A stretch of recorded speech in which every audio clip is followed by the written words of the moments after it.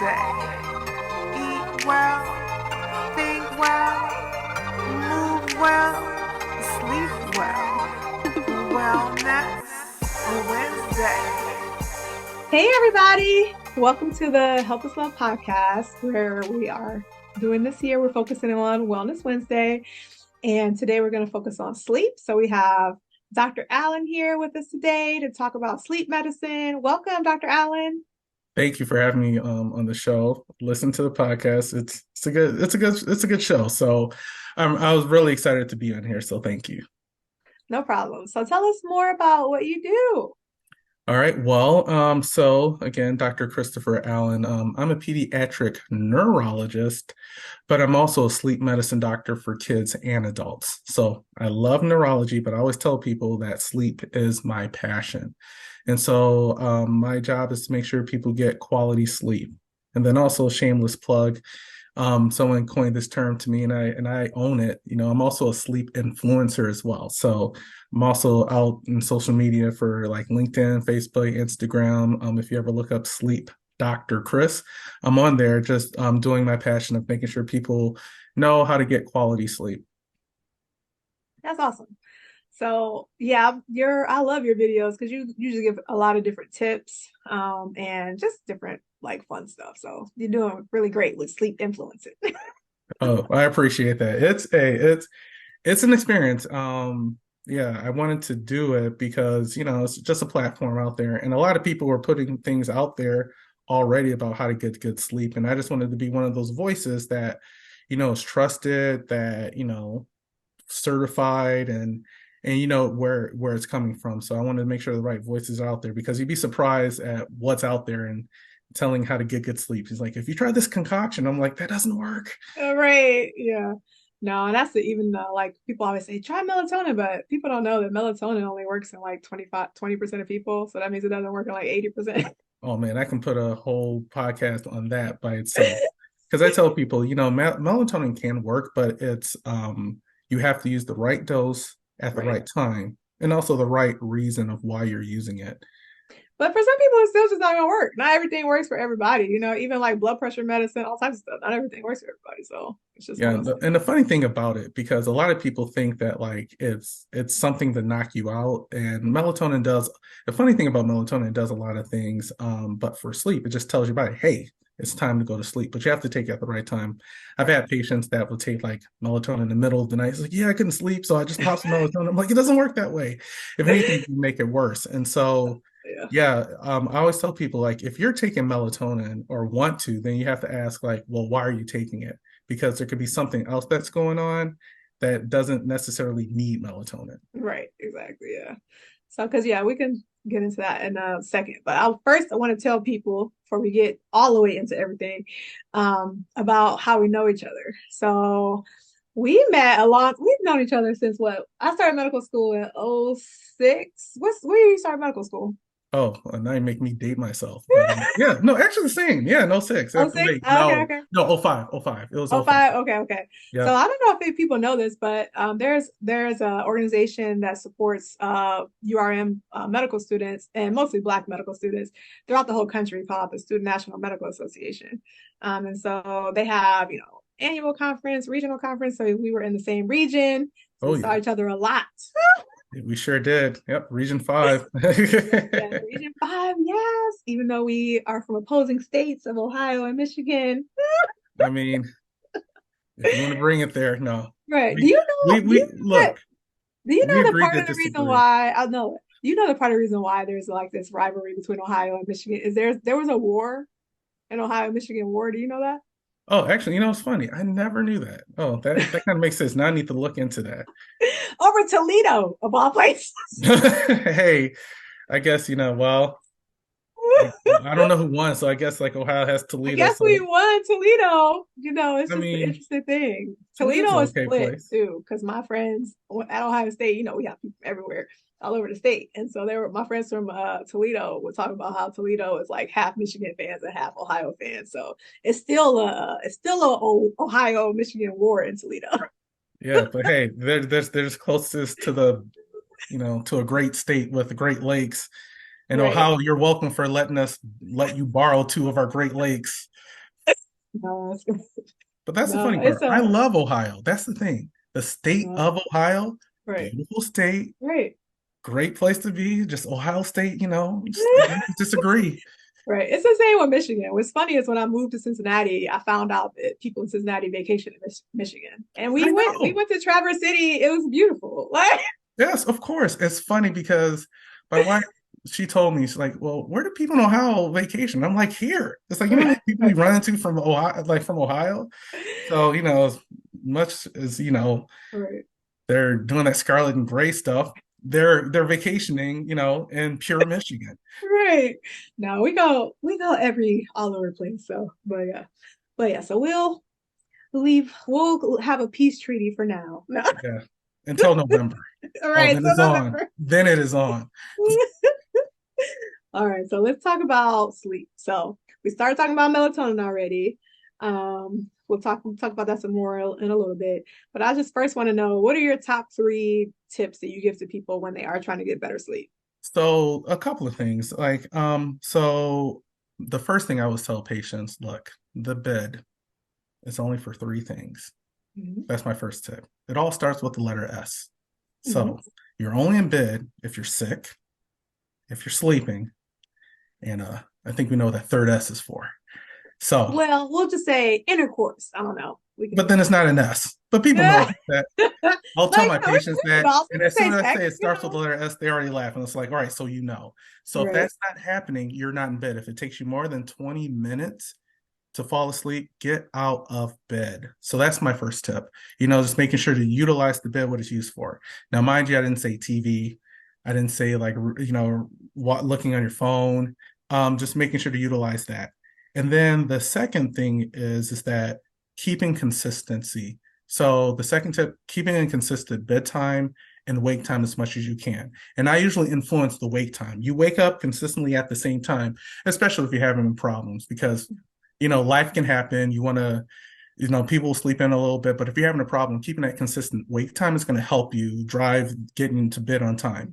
So prioritizing waking up consistently, going bed, then going to bed consistently.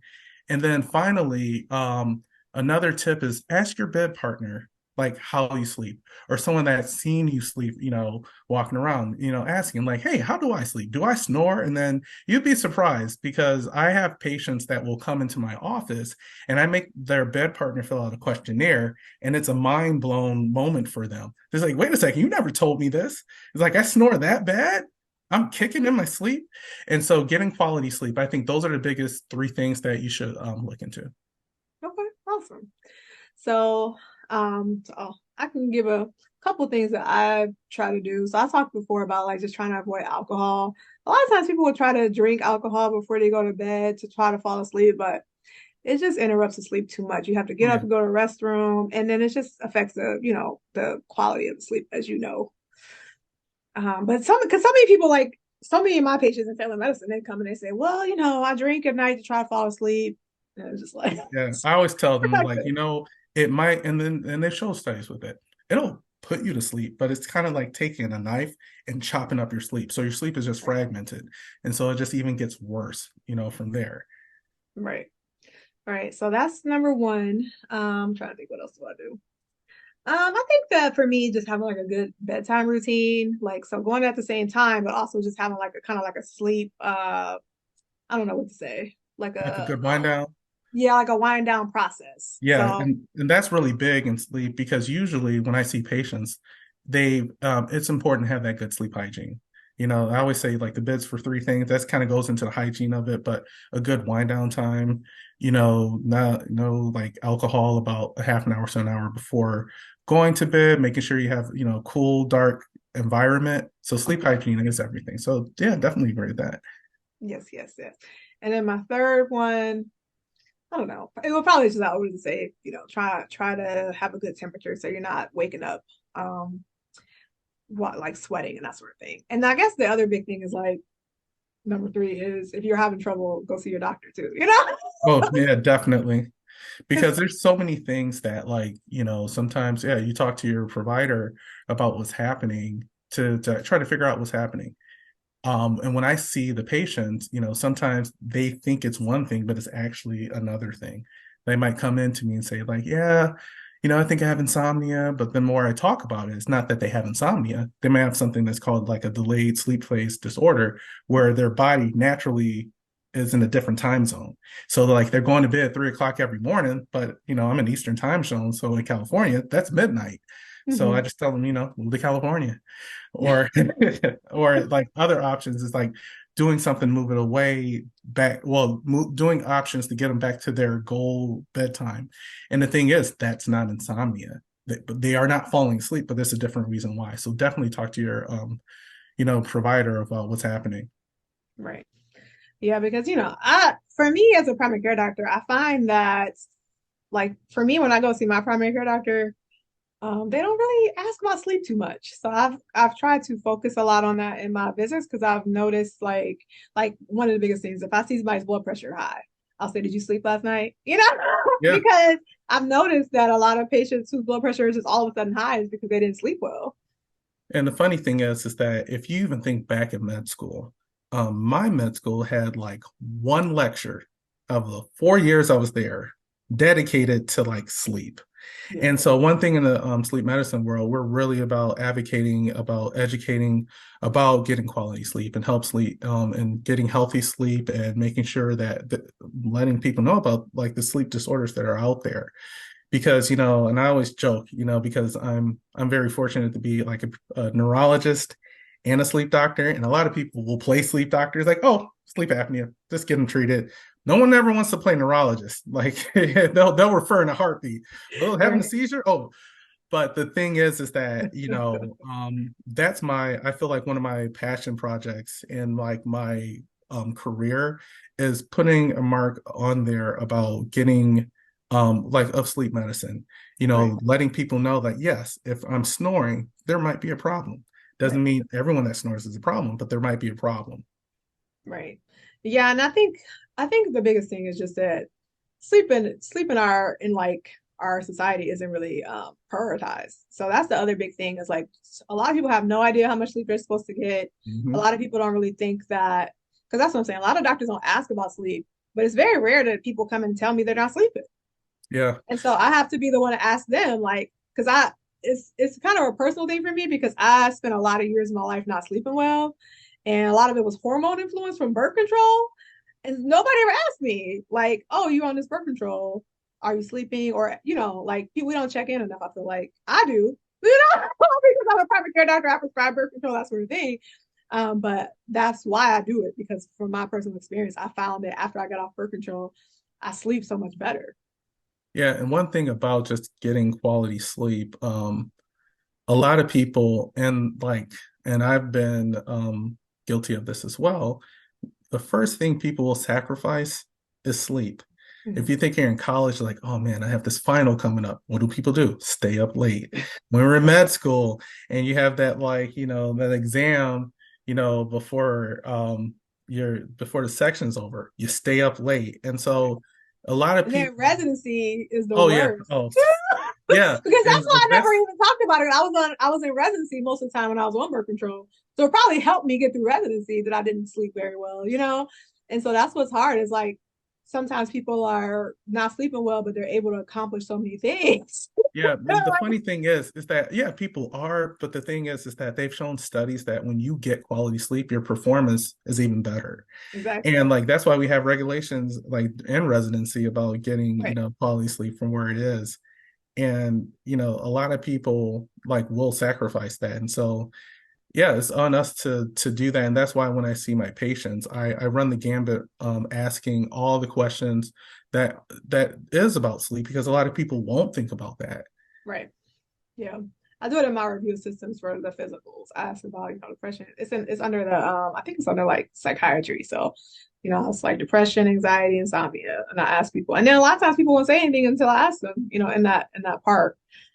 So I definitely try to put a big emphasis on it because I know like there's actually studies that show as far as, what I do in diabetes and hypertension management, all Mhm. that chronic care, that it plays a huge part in diabetes and hypertension Most definitely. and heart, health and brain health, like all of these different things are affected by it.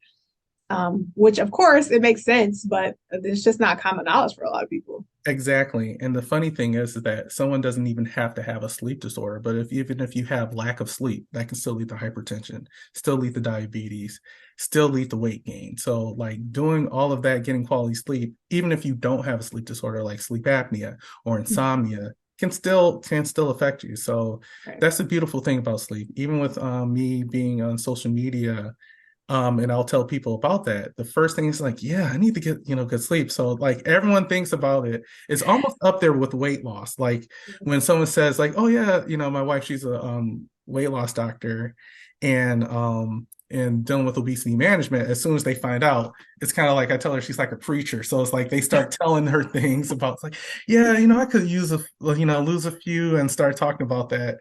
And the same thing with being a sleep doctor. They'll do the same thing. It's like, yeah, I need to sleep more. Oh, you know, or they'll try to defend their sleep. He's like, I only need 5.5 hours, maybe 4.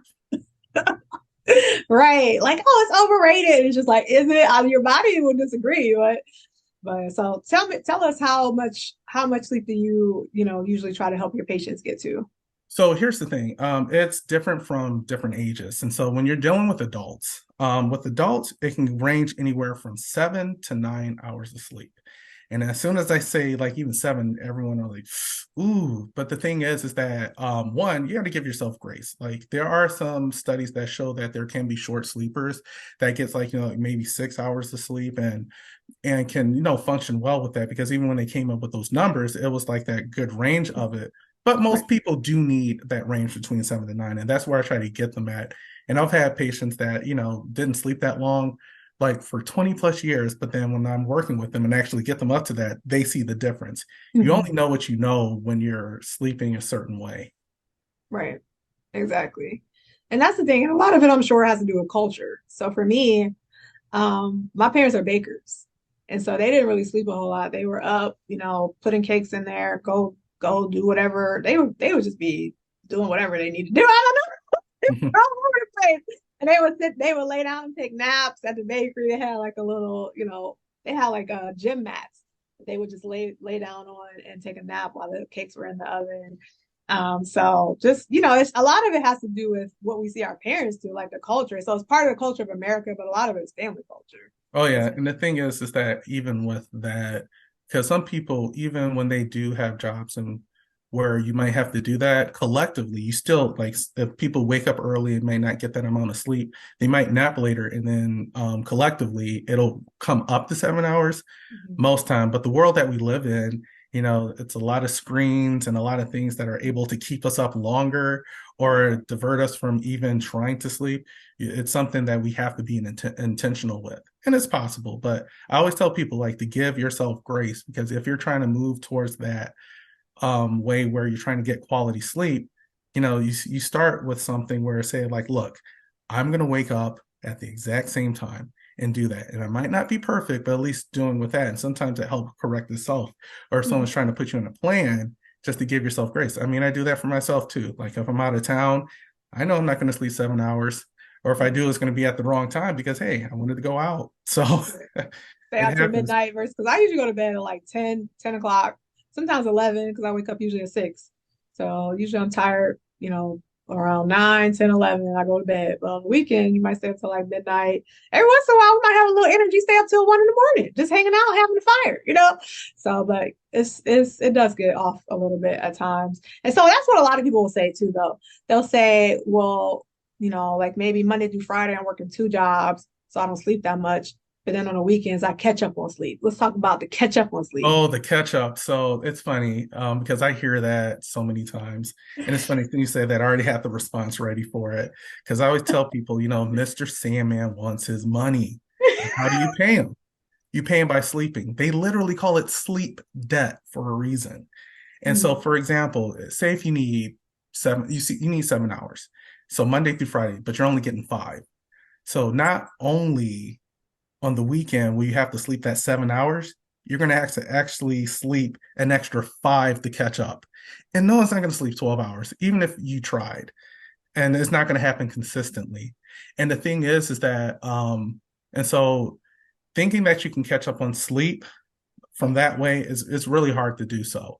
And so, and if you're trying to catch up on sleep and you have to sleep in a certain, pattern, I would rather have someone, like, if they have a work schedule where they can't do that, then take a nap during the daytime where you can get closer to that goal time, because it definitely can affect your health. And the thing is that yeah, Mr. Sandman wants his money. So No, that's good. No, it's just like I said, a lot of it is people just see what people around them do, or a lot of it is just cultural. But that's why it's important to educate people about it. That's why I spend a lot of time focusing on it, because I know it's an area of health that a lot of people don't know. mhm. I mean, obviously, all types of wellness things are just things that people don't know, but sleep is one that I feel like we ask a lot about people's exercise habits. We ask a lot about their eating habits.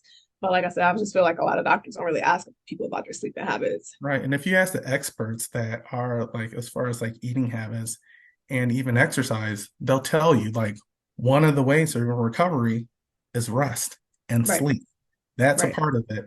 And we're have the mindset of being a machine sometimes, where it's hard for us to slow down and hard for us to stop. But actually, that's where you recharge your battery. So, like, right, if you can charge your phone, then you should charge your body, because you'll right. see your phone's like, oh, it's at 15%. Hold on, this needs to recharge, because that's important. Think Exactly. about that. Like, treat your sleep like that. Right, exactly. I call it robot culture.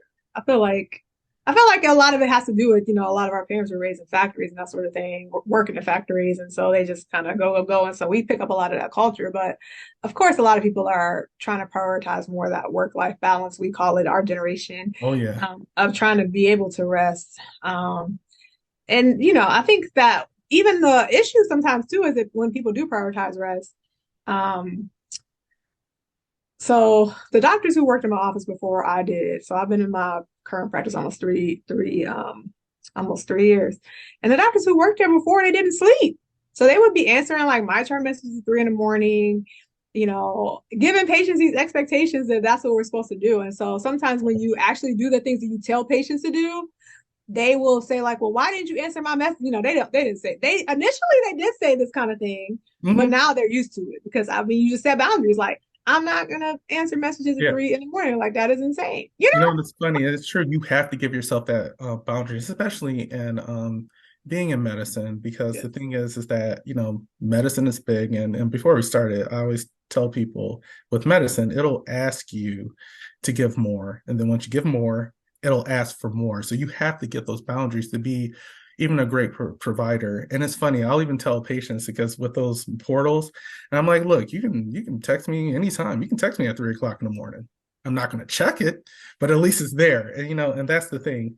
In the past, before EMR, people had to wait. And so, Right. our providers, or our mentors before us, when they started, they still had their sleep concerns, but they didn't have the concerns that we have in the tech world, where Right. you're always on and always available. So you have to give yourself those boundaries. Right. Exactly. Yeah. I mean, the other big thing for us as doctors too is that people do call us. Like, so we're in my practice, we're on call like every 6 week. So sometimes people will call us, and it's frustrating because people will call you at like midnight, Oh like, yeah. oh, I tested positive for COVID, and you're like, the pharmacies are not open. Right. And it's funny because the job where I'm working at, I'm the only pediatric neurologist. Mhm. So I have to give myself boundaries, or I will be on call 24/7. Yeah. And so, I understand that wholeheartedly, getting those calls. But then it's Yeah. like, understanding, hey, it goes through. It's like waking up, going to the bathroom, going right back, and trying to keep yourself, getting quality sleep is a battle, but it's a battle worth fighting for. Right, exactly. I mean, it's nice for us that it's only every 6 weeks. And my last job, they would only have us do it like one day at a time. So you might have like every Wednesday or something like that. So people do different things. My husband's actually about to go work for VA, and they don't have call actually there. So in our current system, they do a lot of like triage. Like if somebody calls at like midnight and say, "Oh, I need a refill on my medicine." Then they won't put that through. So that's what Well, I do like that's about good, because, like you said, the pharmacies aren't open. Yeah, usually I get that on Friday, because they know going into the weekend, doctor right, office is going to be closed, so you get that. And I always, you always try to tell patients, like, look, when you start seeing like that 1 week left, like, start letting us know. Yeah. No, and that's what's hard because, we talk about robot culture, and that's just so much how medicine functions in that kind of way Mhm. where they try to make it that like that. But of course, everybody's trying to like take the culture away from that. Like we're trying to, as physicians, we're trying to prioritize sleep because that's the Yeah. biggest thing. I feel like a lot of doctors don't ask about sleep because they probably don't sleep because it's not really part of our culture and they may not have undone that part of their culture. Like I definitely a long time ago said as a physician, I need to sleep. Like I'm not a Yeah. superhero. I'm not a robot. Like I need sleep. Yeah, doing my sleep fellowship opened my eyes about a lot of things, about just what can happen when you don't get quality sleep. I always tell my patients the story, but I have obstructive sleep apnea. I've been treated for 19 years, so I know how it is to get quality sleep. Mhm. But then just opening my eyes more when I was in fellowship, just seeing that in training in that, and just knowing some of my colleagues, yeah, they don't get good sleep, and they know that as well. Or you see their notes and you see the time that they sign it, you're like, whoa, you should be sleeping. Right. But but I'm very hopeful, and that's why it's in my passion just to show like, hey, just not patients but colleagues to say Right.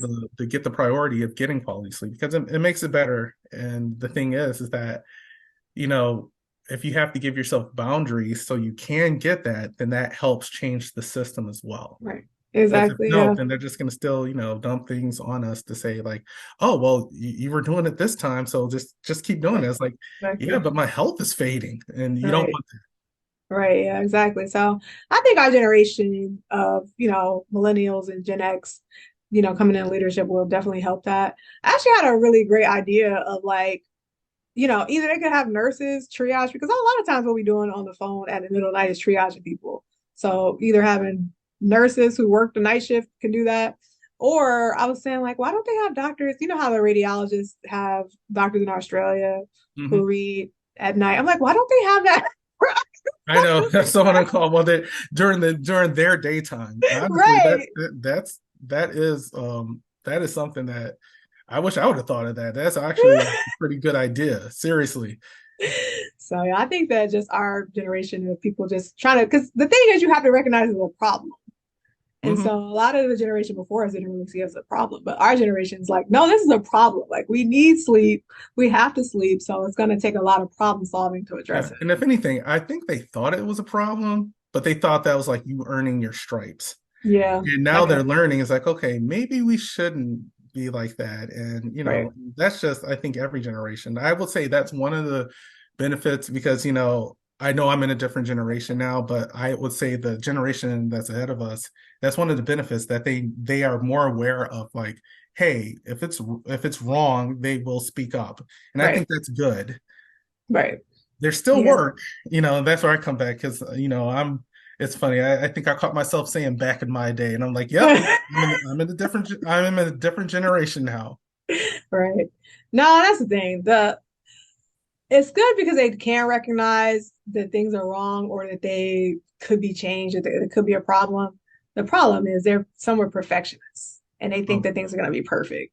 And so, like, we understand that, like, the system is not perfect, but you have to work within the system and it's never going to be perfect, right? But you have to work within the system to make it better. Where I feel like sometimes they disengage from it, like, oh, it's not perfect. I don't want it, right. And it's funny. I consider myself like a geriatric millennial because when I looked at the age, I was like, oh, okay, so I guess I am a millennial. So it's like, but I'm an old one. So Right. I'm the kid that remembers, the street light on. It's like, oh, time Right. to go home. No, I'm not what I'm saying. I'm the same age. So they call us Xennials because we're like Yeah. on that cusp of Gen X and Yeah. millennials because we're like in the We middle. remember when the internet was like, starting.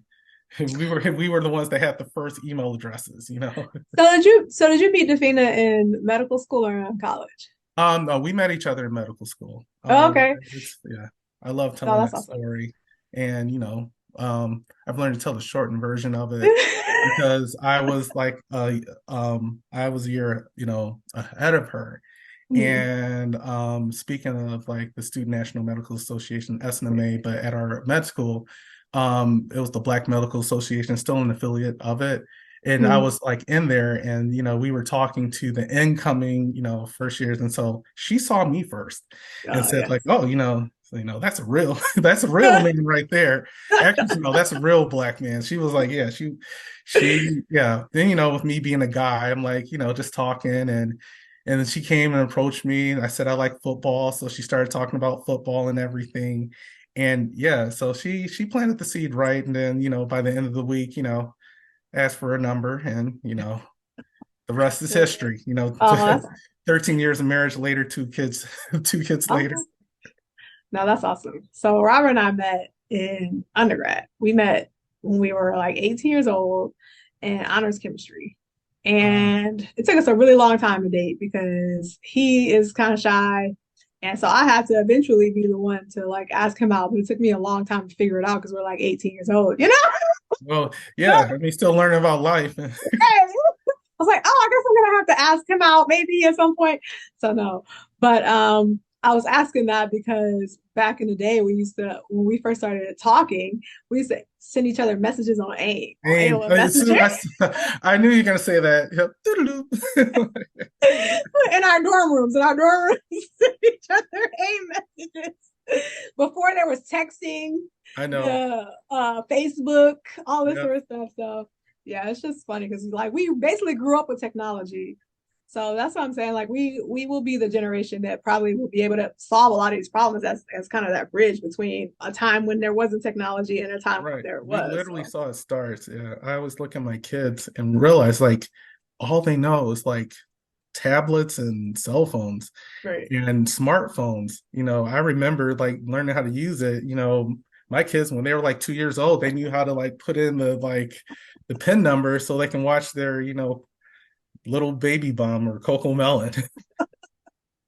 No, it's really funny to see all of because the biggest thing for me too, like I remember there's so many things that have only been around for like not that long. Like one time, I think maybe in 2014, we went to not to Michigan, we went to Indianapolis for the Big Ten championship, Uh-huh. and we were like trying to get we were literally trying to get taxis back to our hotel because there wasn't such thing as Uber yet. Oh, yep. 2 years ago there was no Uber. Like Nope. literally, when I started residency in 2013, that was like when one of the first iPhones came out, and it was like the apps were not even that good, and it's just crazy. Like in 10 years, so much has changed with apps, and you Yeah. got Uber and Lyft and Airbnb and DoorDash. Like it's Yeah. crazy.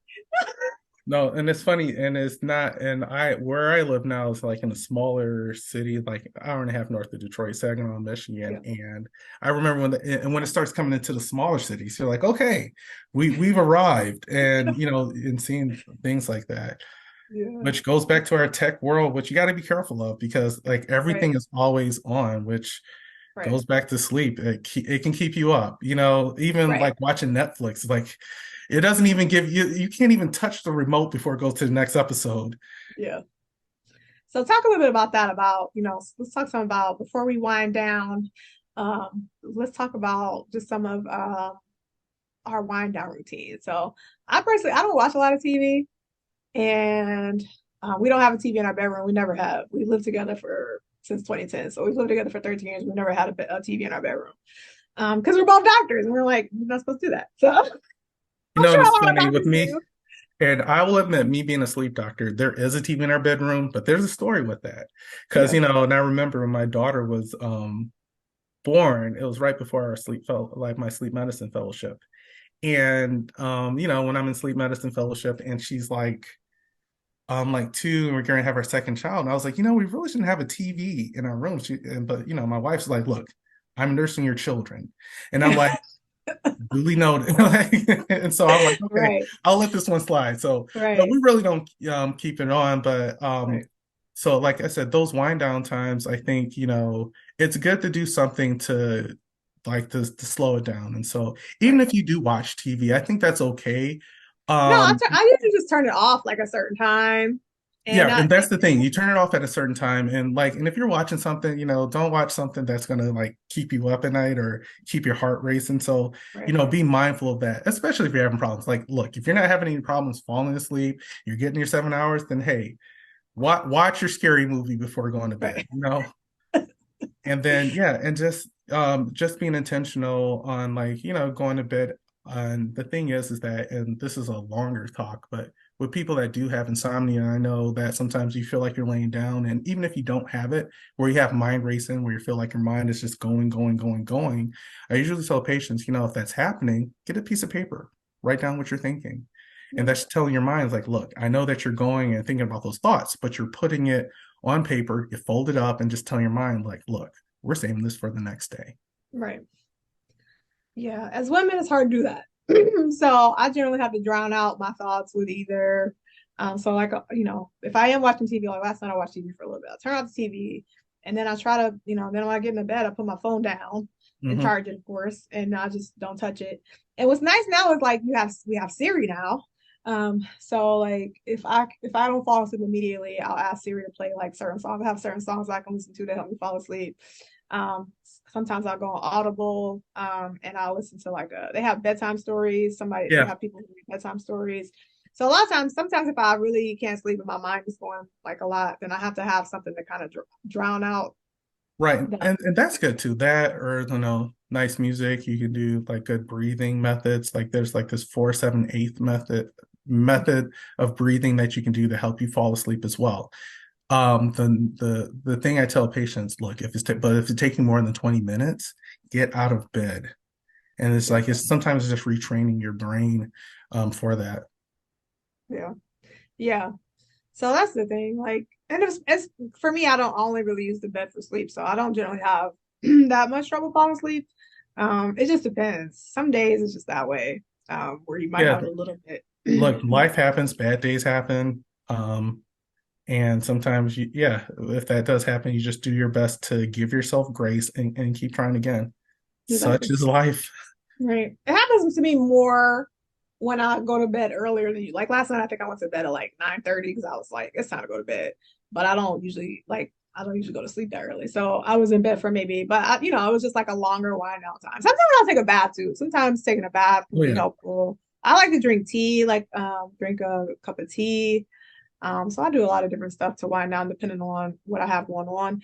But I generally don't have a lot of trouble sleeping because I work out. So that's another thing we haven't really talked about. Like getting a good workout and eating I don't eat a lot of heavy meals. I don't eat a lot of things that'll give me heartburn. Yeah, and Um, sometimes even working out like not too close to bedtime, but right before bedtime, right, that helps facilitate you getting to sleep as well. right. Yeah, like sometimes we will work out like at 7 or so and then, eat dinner, like salad or something, not like a carby dinner before going to bed. So, it depends on our work schedule, but I just try to stay active. Like I usually work out. They say, you're supposed to work out 150 minutes or so per week. I usually do almost that in like one day. So like on Wednesday I do 2 workouts. I try to at least go for a walk like on Friday or Sunday. So I stay fairly active. Like I usually probably get like double the recommendation. So that Yeah. helps. And the And I'm most sure that important people even thing just got, yeah, is the consistency, and just right, keeping consistency that helps with you, that helps your body, that even helps your circadian rhythm, which is a right, fancy way of saying like your body's clock is saying like when you should be sleeping and when you should wake up. right. Yeah, that's the biggest thing. Like with everything, like with your activity, with your sleep, with your like our body is a machine. I tell people a lot of times it's like a car, so you have to have some rest. Cars gotta rest too. They can't just go and go and go. Exactly. You gotta have put good oil in it. You gotta put good gas in it. Yeah, you have to Um, make sure you check up. Yeah, yeah, I and always they say can't that. sit for too long. They can't sit Right. for too long either. That's not good for them. So it's just kind of like treating your body in that way of, you don't want it to be a robot, but you do want to recognize that it needs things like everything else. like Yes. so, to operate. So all right. Anything else you want to say to the people before we head off of here? Um, that as I like to end it the same way I started. Look, sleep is important. And honestly, if ask yourself, how do you think you're sleeping? And if there's ever any problem with that, talk to your provider about it and really ask your bed partner because you'd be surprised about how you might be sleeping, but you might not know. I always tell everyone the hardest part about my job, I have to talk to patients about things that happen when they're unconscious. And Mhm. so that is something that, it is important. And you'd be surprised how productive you can be, how better you can feel when quality sleep is happening. Right. Awesome. And I guess we could have you come back sometime about giving tips about like trying to sleep with a CPAP or anything like that. Because sometimes Oh, people say it's hard to sleep with a CPAP. I always tell them to go back to sleep medicine. They'll come to me in primary care and be like, "Well, I stopped using it because I like go back to sleep medicine I if know. it Well, the helps." thing is that it's about support and it's Yeah. about understanding that CPAP is not the only way to treat Right. sleep apnea. And that's what you call as a nugget to get me back on this podcast. All right. We'll stop it there. We'll get you back. All right. Well, thank you so much for taking the time out to, be on our podcast. Keep doing what you're doing, sleep influencing. So tell everybody where to follow you again. So you can do it on Facebook, you can do it on LinkedIn and Instagram, but look up Sleep Dr. Chris. So Sleep Dr. Chris. Okay, awesome. Thank you so much for being here. And I'll tag you when I post the graphic for this. I And appreciate that. And thank you for having me. Like, yeah, I'm really excited about this. And just even on a personal note, it's just seeing where we were and where right, we're at now. So it's a beautiful thing. So right. definitely honored. Oh, thank you. I'm honored to have you. No, until November when we are adversaries. No.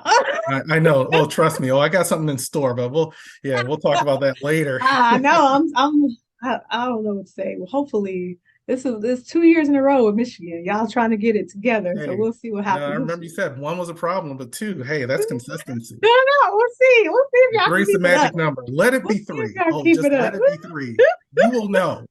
You will know. All right. No, it is football season too. Uh-huh.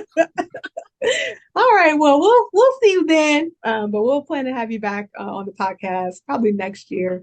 Talk more about troubleshooting different sleep issues they have, especially with equipment or just different options. Because sleep apnea is very common. Oh, definitely. Of course, There's it's 80% undiagnosed. Oh Again, wow. another nugget to tune in for the next episode. Exactly. All right. So thank you all for joining. Hope you stay well, and we'll see you next time. Wellness Wednesday. Eat well, think